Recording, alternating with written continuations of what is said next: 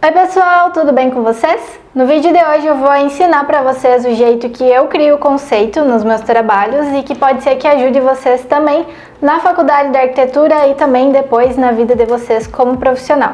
Espero que ajude e que vocês gostem. Então vamos começar. Primeiro eu queria dizer que aquele vídeo que eu postei sobre as minhas maquetes repercutiu de uma maneira que eu nem imaginava, então eu quero agradecer a todo mundo que compartilhou e que gostou.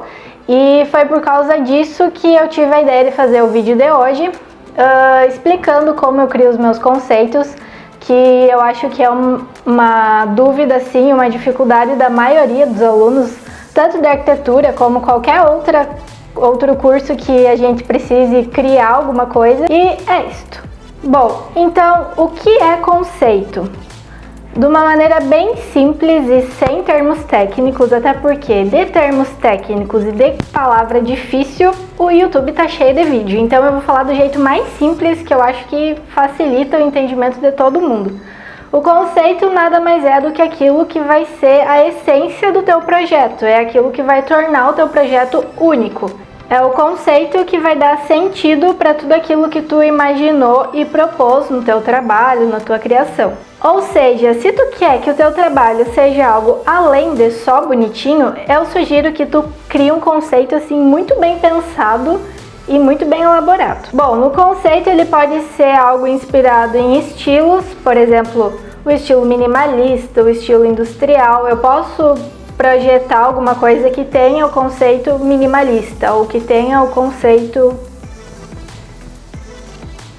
contemporâneo, rústico, industrial, enfim, pode ser uma obra arquitetônica, pode ser um prédio, uma construção, algo de referência, pode ser um objeto, algo da natureza, um animal, tu que define o ponto de partida do teu conceito. Então, assim, pra mim, eu tenho na minha cabeça que existem dois tipos de conceito, tipo, duas situações que a gente vai criar conceito trazendo para a faculdade de arquitetura. Por exemplo, o conceito de uma casa, eu vou partir de outras características, como o programa de necessidade, as preferências do cliente, para tornar aquele projeto mais próximo possível do que agrada o cliente, né, a pessoa que eu vou projetar. Já é diferente de quando eu vou criar uma maquete, por exemplo, para alguma disciplina, que daí eu posso me inspirar em outras coisas, em outras características. Não sei se isso faz muito sentido para vocês, mas eu tenho na minha cabeça esse tipo de pensamento, que eu acho que para mim fica mais fácil. Tá, Nadine, eu já sei o que é um conceito, agora eu preciso saber como que eu crio um conceito. Aí vem a parte mais difícil, mas que eu vou ajudar vocês.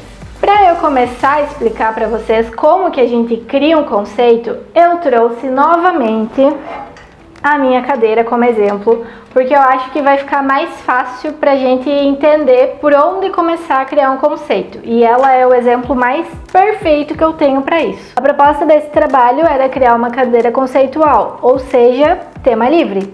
Vinha da nossa imaginação e o que a gente quisesse nós podia fazer. Foi daí que surgiu a ideia então de se inspirar no MASP. O MASP, para quem não sabe, é o Museu de Artes de São Paulo e ele foi projetado pela Lina Bobardi. Bom, daí eu já tinha minha inspiração, que era o MASP. O próximo passo é, como eu vou representar um museu na minha cadeira? Como fazer isso?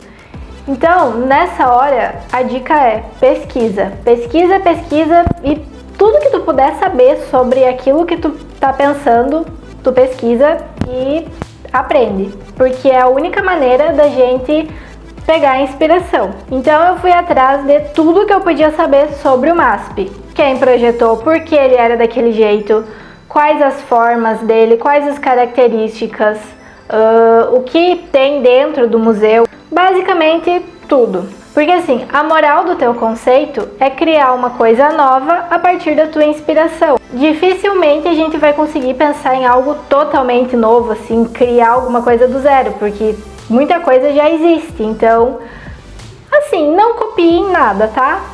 Apenas só busquem uma inspiração e façam algo novo a partir disso. E, lógico, a gente não vai ter ideia se não for atrás de alguma coisa, porque as ideias elas não vão brotar do nada na tua cabeça. Tu precisa ir atrás de inspiração e de referência, e quanto mais tu pesquisar, melhor pra ti. Então tá, pesquisei tudo que eu podia sobre o MASP, até encontrar quais seriam as características principais do meu projeto. Bom, o que mais chama a tua atenção quando tu olha para o MASP?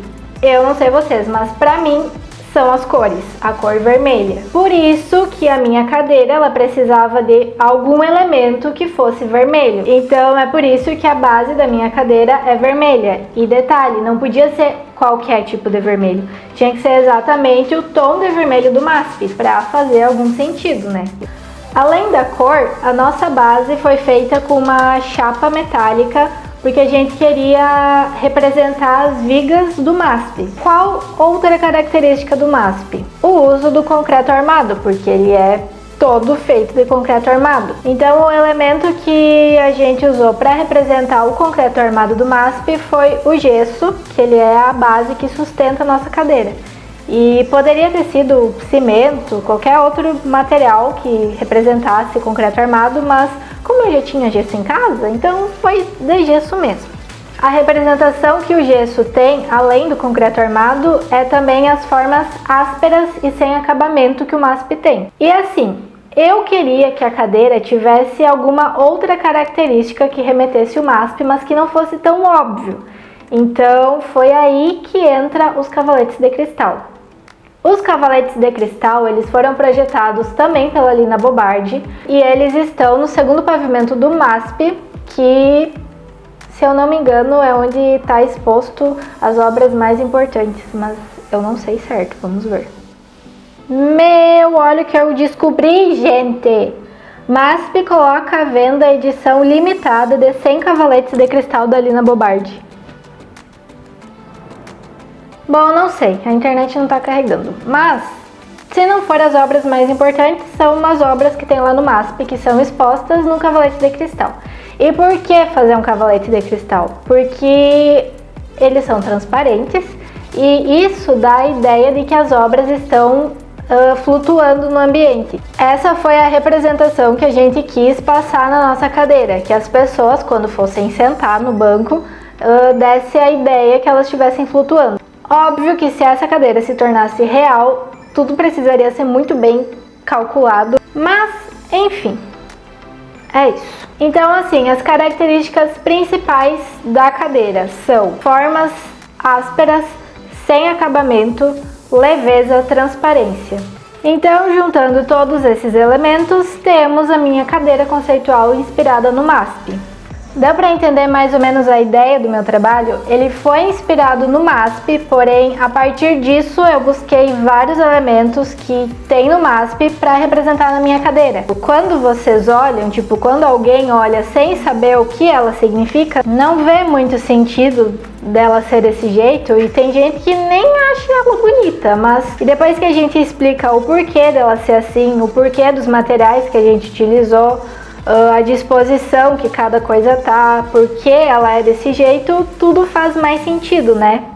Por favor, diz que sim. O conceito, para ser um bom conceito, para ser legal assim, ele precisa instigar as pessoas a quererem saber mais do teu projeto, a querer saber mais do porquê tu fez aquilo. Até existem conceitos tipo: projetei essa mesa inspirada numa borboleta, e daí tu olha pra mesa e é realmente uma borboleta. Então assim, se tu vai fazer uma coisa tal e qual algo que já existe, não precisa nem se dar o trabalho de criar um conceito, porque isso não faz o menor sentido. Agora, para ajudar mais ainda, eu separei algumas dicas que me ajudam bastante quando eu tenho que criar um conceito, e eu vou falar pra vocês. Primeira dica: pesquise. Gente, quando vocês pensarem em qualquer coisa, pesquisa tudo que tu puder sobre aquilo.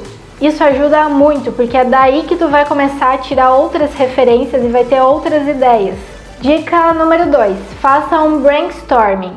Pega um papel e anota todas as ideias que vierem na tua cabeça. Por exemplo, quando eu precisei fazer aquele azulejo que eu mostrei pra vocês, a ideia dele era que fosse inspirado nas artes brasileiras.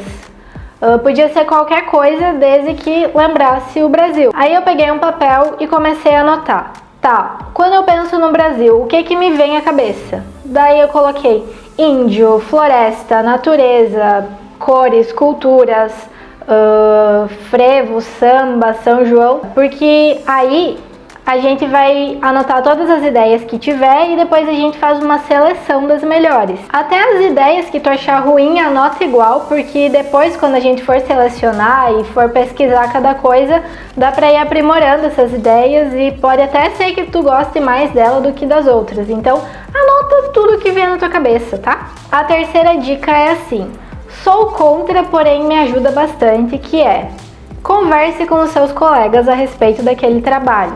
Eu sou contra fazer isso porque assim, é nessa hora que tu vai dar uma pequena margem para alguém querer copiar o teu trabalho. Por isso que eu não gosto muito, mas é algo que me ajuda, porque às vezes quando eu tô muito sem saber por onde começar, se eu converso com algum colega ou pergunto a ideia que alguém teve, isso me ajuda a sair do lugar, sabe? Faça isso desde que a tua intenção não seja copiar o teu colega, porque daí não é legal, tá?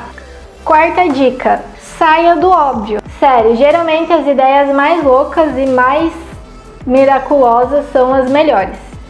Quinta dica: não vai pelo que é fácil ou pelo que vai ser menos trabalhoso de tu fazer. Assim, se tu gosta que os teus trabalhos e os teus projetos sejam diferentes dos outros, normalmente eles não vão ser fáceis de fazer. Então, eu acho que quanto mais diferente for a proposta, mais trabalhosa e difícil vai ser. Mas vale a pena, né? A minha cadeira, por exemplo, não foi da noite pro dia que ela tava lá pronta. Eu demorei, principalmente essa parte aqui do meu encosto, foi assim, olha, um estresse para conseguir fazer, porque não dava certo. Daí eu tentava de novo e não dava nunca certo. E eu fiz, eu acho que só isso daqui umas 5, 6 vezes até conseguir ficar bom. E ainda não ficou perfeito, mas assim, as coisas elas não vão ser fáceis de serem feitas. E uma dica bônus é: não desista, tá? Não desista na primeira dificuldade que aparecer, porque a faculdade em si nada vai ser fácil. Nenhum trabalho que tu for fazer vai ser fácil, nenhum projeto vai ser fácil. Então, se tu desistir na primeira dificuldade, realmente vai ficar assim bem complicado de tu seguir no curso, sabe?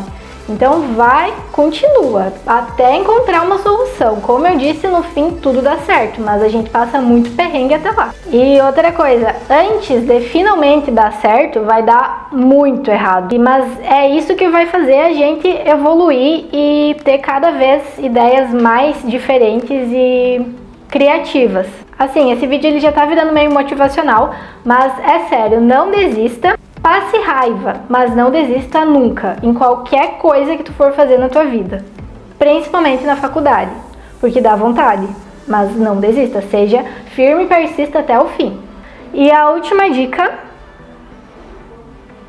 não tenho mais nenhuma dica para dar, mas talvez alguém tenha alguma dica para compartilhar comigo. Então, se você tiver mais dicas e outras coisas que te ajudam na criação de conceito, deixa aqui embaixo para mim nos comentários, que eu vou adorar saber e eu posso compartilhar ela em um próximo vídeo.